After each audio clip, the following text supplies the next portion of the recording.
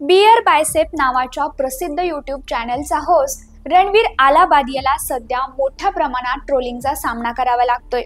रणवीर आलाबादियानं समय रैना याच्या comedy reality show India's got talent मध्ये हजेरी लावली होती।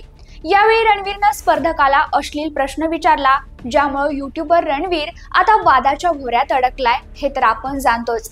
प्रचंड विरोध झाल्यानंतर रणवीरनं सोशल मीडियाच्या माध्यमातून माफी देखील मागितली।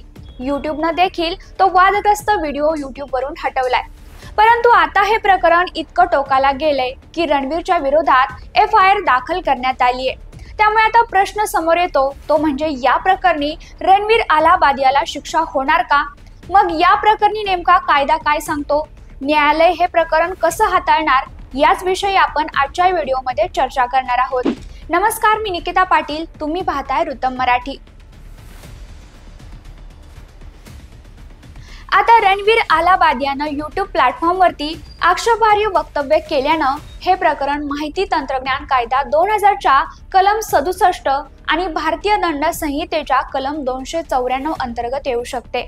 माहिती तंत्रज्ञान कायदा 2000 च्या कलम 67 अंतर्गत इलेक्ट्रॉनिक स्वरूपात अश्लील सामग्री प्रकाशित करणं किंवा प्रसारित करणं हा गुन्हा आहे।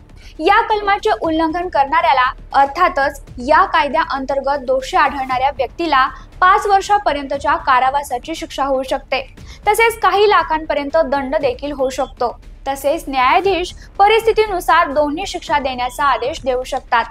भारतीय दंड संहितेच्या कलम 294 अंतर्गत सार्वजनिक ठिकाणी अश्लील कृत्य किंवा शब्दांसाठी शिक्षा होऊ शकते।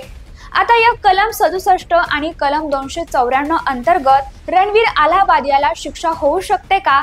या प्रश्नाचं उत्तर जाणून घेण्यासाठी आपण सर्वोच्च न्यायालयानं अशा प्रकरणाची प्रकरणं कशी हाताळलीत याचा आढावा घेऊयात। तर 2024 मध्ये कॉलेज रोमांस नावाच्या एका यूट्यूब वेब सिरीज विरुद्ध न्यायालयात भारतीय दंड संहिता कलम 294 आणि IT कायद्याच्या कलम 67 अंतर्गत एक याचिका दाखल झाली होती। याचिकाकर्त्यानं असा युक्तिवाद केला होता की या वेब सिरीज मधील कलाकारांनी असभ्य भाषा वापरली आहे। या वेब सिरीज मध्ये आक्षेपार्ह चर्चा आहेत।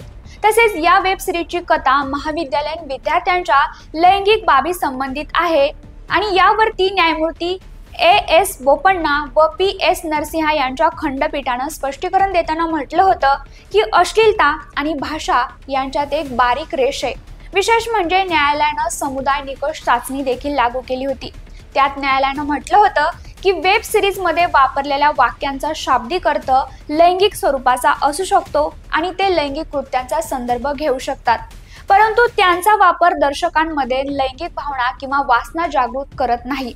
म्हणजेच त्यावेळी न्यायालयानं निर्मात्या विरुद्धची कारवाई रद्द केली होती। आता रणवीरचं प्रकरणही समजा न्यायालयात पोहोचलं तर कलम 294 अंतर्गत सार्वजनिक ठिकाणी अश्लील शब्द वापरल्यास शिक्षा होऊ शकते।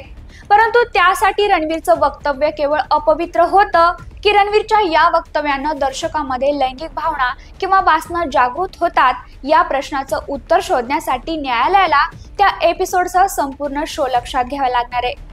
तुम्हाला काय वाटतं? रणवीर आलाबादियानं जे वक्तव्य केलंय त्यानुसार त्याला शिक्षा व्हायला हवी की नको? तुमचं उत्तर कमेंटमध्ये नक्की कळवा आणि अशाच नवनवीन माहितीसाठी रुतम मराठीला आता सबस्क्राईब करा।